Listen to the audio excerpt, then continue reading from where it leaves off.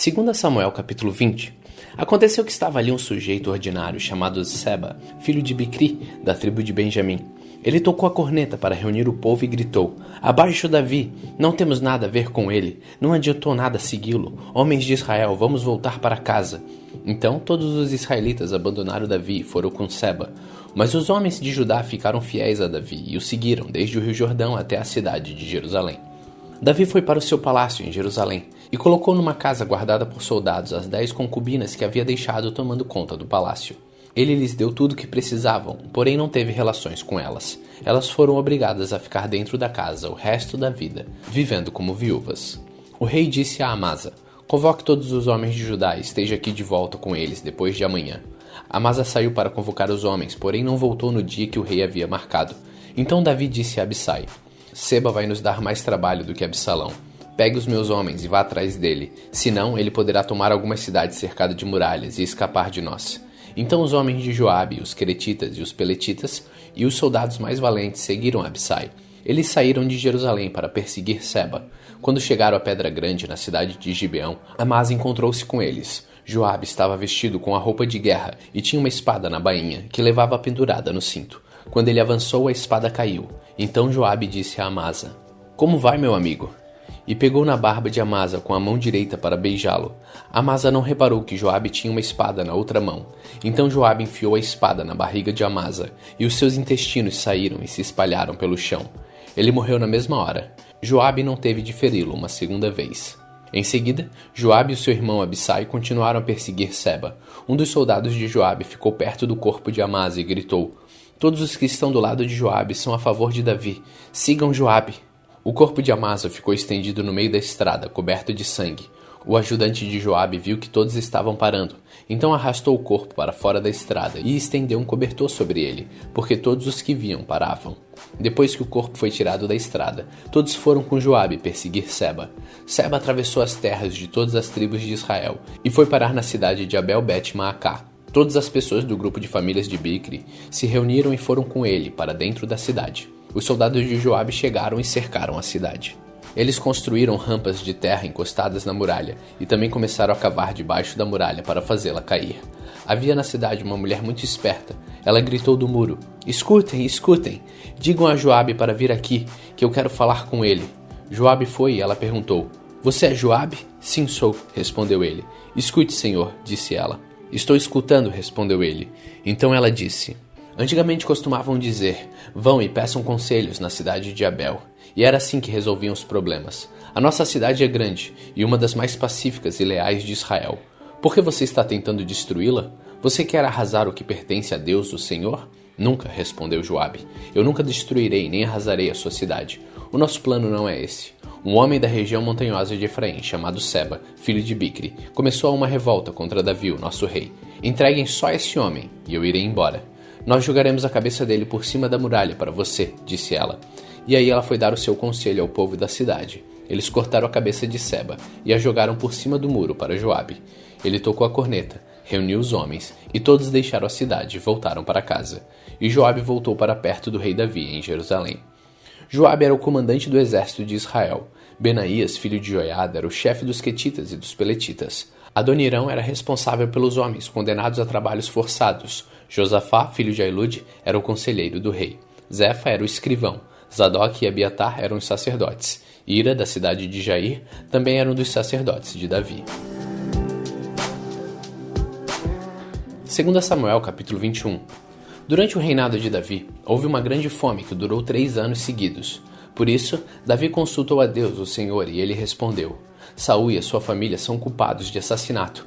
Ele matou o povo de Gibeão. O povo de Gibeão não era israelita. Eles eram um pequeno grupo de amorreus que os israelitas tinham prometido proteger. Mas Saul havia tentado acabar com eles por causa do interesse dele pelo bem do povo de Israel e de Judá. Então Davi chamou o povo de Gibeão e disse: 'O que posso fazer por vocês? Eu quero pagar pelo mal que lhes foi feito, para que assim vocês abençoem o povo de Deus.' Eles responderam: 'A nossa questão com Saul e a sua família não pode ser resolvida com ouro nem prata, e também não queremos matar nenhum israelita. Então o que é que querem que eu faça por vocês?' perguntou Davi. Eles responderam: 'Saul quis nos destruir para que não sobrasse nenhum de nós em nenhum lugar de Israel. Entregue-nos então 7 homens descendentes dele, e nós os enforcaremos diante de Deus, o Senhor, em Gibeá, a cidade onde nasceu Saul, o rei escolhido pelo Senhor. Eu entregarei, respondeu o rei. Mas por causa do juramento que ele e Jonatas tinham feito um ao outro, o rei não deixou que fosse morto Mefibosete, que era filho de Jonatas e neto de Saul. Porém, pegou Armone e Mefibosete, os 2 filhos que Rispa, filha de Aias, tinha tido de Saul. Pegou também os 5 filhos que Merábia, filha de Saul, tinha tido com Adriel, filho de Barzilai, da cidade de Meolá. E Davi entregou os 7 ao povo de Gibeão, e eles os enforcaram no monte diante do Senhor. E todos os 7 morreram juntos. Isso aconteceu no fim da primavera, no começo da colheita da cevada. Então Rispa, concubina de Saul, pegou um pano grosseiro e com ele fez um abrigo sobre uma rocha, e ficou ali desde o começo da colheita, até o dia em que as chuvas de outono caíram sobre os 7 corpos, e não deixou que as aves se aproximassem deles de dia, nem os animais selvagens de noite. Quando soube o que Rispa tinha feito, Davi foi e tomou dos moradores de Jabes de Gileade os ossos de Saul e do seu filho Jonatas. Os moradores de Jabes haviam retirado os corpos da praça de Bet-San, onde os filisteus os tinham pendurado no dia que mataram Saul no monte Gilboa.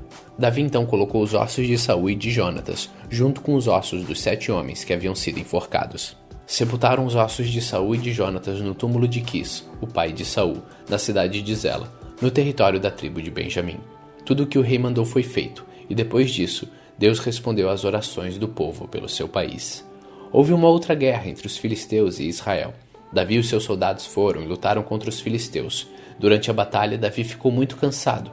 Um gigante chamado Isbi-Benob tinha uma lança de bronze que pesava mais ou menos 5 quilos e estava usando uma espada nova. Ele pensou que podia matar Davi, mas Abissai, cuja mãe era Zeruia, socorreu Davi, atacou o filisteu e o matou. Então os soldados de Davi fizeram uma promessa de nunca mais deixar que Davi saísse com eles para a guerra. Eles disseram: "O Senhor é a esperança de Israel, e nós não queremos perdê-lo." Depois disso, houve outra batalha contra os filisteus na cidade de Gob, e Sibecai, da cidade de Uza, matou um gigante chamado Saf. Houve mais uma batalha contra os filisteus em Gob, e Elenã, filho de Jair, de Belém, matou Golias, da cidade de Gate. O cabo da lança de Golias era da grossura do eixo de um tear de tecelão. Houve ainda outra batalha em Gate. Ali havia um gigante, descendente dos antigos gigantes, que tinha 6 dedos em cada mão e em cada pé. Ele desafiou os israelitas, e Jonatas, filho de Simei, irmão de Davi, o matou. Esses 4 eram os descendentes dos gigantes das cidades de Gate, e foram mortos por Davi e os seus soldados.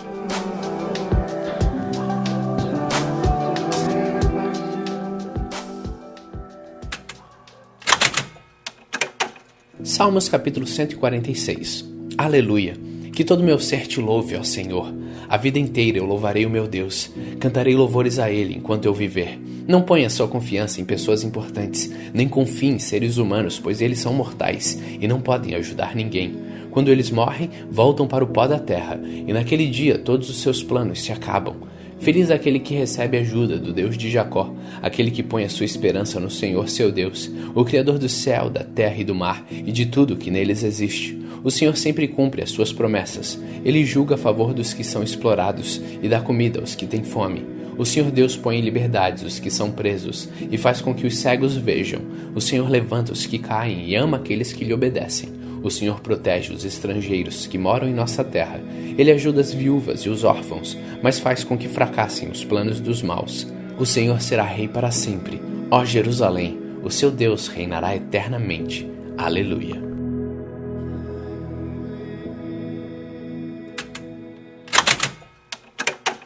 Primeira Timóteo capítulo 1. Eu, Paulo, apóstolo de Cristo Jesus por ordem de Deus, o nosso Salvador, e de Cristo Jesus, a nossa esperança, escrevo a você, Timóteo, meu verdadeiro filho na fé. Que a graça e a misericórdia e a paz de Deus, o Pai, e de Cristo Jesus, o nosso Senhor, estejam com você. Peço que você continue na cidade de Éfeso, como pedi quando estava indo para a província da Macedônia. Existem aí nessa cidade alguns que estão ensinando doutrinas falsas, e você precisa fazer com que eles parem com isso. Diga a essa gente que deixe de lado as lendas e as longas listas de nome de antepassados, pois essas coisas só produzem discussões. Elas não têm nada a ver com o plano de Deus, que é conhecido somente por meio da fé. Essa ordem está sendo dada a fim de que amemos uns aos outros com um amor que vem do coração puro, de uma consciência limpa e de uma fé verdadeira. Alguns abandonaram essas coisas e se perderam em discussões inúteis. Eles querem ser mestres da lei de Deus, mas não entendem nem o que eles mesmos dizem, nem aquilo que falam com tanta certeza. Sabemos que a lei de Deus é boa, se for usada como se deve. Devemos lembrar, é claro, que as leis são feitas não para as pessoas corretas, mas para os marginais e os criminosos, os ateus e os que praticam o mal, e para os que não respeitam a Deus e nem a religião. São feitas também para os que matam seus pais e para os outros assassinos, e para os imorais, os homossexuais, os sequestradores, os mentirosos, os que dão falso testemunho e para os que fazem qualquer outra coisa que é contra o verdadeiro ensinamento. Esse ensinamento se encontra no Evangelho que Deus me encarregou de anunciar, isto é, na boa notícia que vem do Deus bendito e glorioso. Agradeço a Cristo Jesus, o nosso Senhor, que tem me dado forças para cumprir a minha missão. Eu lhe agradeço porque Ele achou que eu era merecedor e porque me escolheu para servi-lo. Ele fez isso apesar de eu ter dito blasfêmias contra Ele no passado e de o ter perseguido e insultado. Mas Deus teve misericórdia de mim, pois eu não tinha fé e por isso não sabia o que estava fazendo. E o nosso Senhor derramou a sua imensa graça sobre mim e me deu a fé e o amor que temos por estarmos unidos com Cristo Jesus. O ensinamento verdadeiro que deve ser crido e aceito de todo o coração é este: Cristo Jesus veio ao mundo para salvar os pecadores, dos quais eu sou o pior. Mas foi por esse mesmo motivo que Deus teve misericórdia de mim, para que Cristo Jesus pudesse mostrar toda a sua paciência comigo. E isso ficará como exemplo para todos os que, no futuro, vão crer nele e receber a vida eterna. Ao Rei eterno, imortal e invisível, ao único Deus, a ele sejam dadas a honra e a glória, para todos sempre. Amém. Timóteo, meu filho, eu entrego essa ordem a você. Ela está de acordo com as palavras da profecia, ditas há muito tempo a respeito de você. Que essas palavras sejam as suas armas para que você possa combater o bem. Conserve a sua fé e mantenha sua consciência limpa. Algumas pessoas não têm escutado a sua própria consciência, e isso tem causado a destruição da sua fé. Entre elas estão Himeneu e Alexandre, que eu já entreguei a Satanás, para que aprendessem a não blasfemar mais. 1 Timóteo capítulo 2.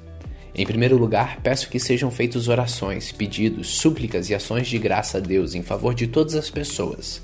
Orem pelos reis e por todos os outros que têm autoridade, para que possamos viver uma vida calma e pacífica, com dedicação a Deus e respeito aos outros. Isso é bom, e Deus, o nosso Salvador, gosta disso. Ele quer que todos sejam salvos e venham conhecer a verdade. Pois existe um só Deus e uma só pessoa que une Deus com os seres humanos. O ser humano, Cristo Jesus, que deu a sua vida para que todos fiquem livres dos seus pecados. Esta foi a prova dada no tempo certo, de que Deus quer que todos sejam salvos. Eu fui escolhido como apóstolo e mestre dos não-judeus para anunciar a mensagem da fé e da verdade. E eu não estou mentindo, eu estou dizendo a verdade. Quero que em todos os lugares os homens orem, homens dedicados a Deus, e que ao orarem, eles levantem as mãos sem ódio e sem brigas. Quero também que as mulheres sejam sensatas e usem roupas decentes e simples, que elas se enfeitem, mas não com penteados complicados, nem com joias de ouro ou de pérolas, nem com roupas caras. Que se enfeitem com boas ações, como devem fazer as mulheres que dizem que são dedicadas a Deus. As mulheres devem aprender em silêncio com toda humildade. Não permito que as mulheres ensinem ou tenham autoridade sobre os homens. Elas devem ficar em silêncio, pois Adão foi criado primeiro e depois Eva, e não foi Adão quem foi enganado. A mulher é que foi enganada e desobedeceu à lei de Deus. Mas a mulher será salva, tendo filhos, se ela, com pureza, continuar na fé, no amor e na dedicação a Deus.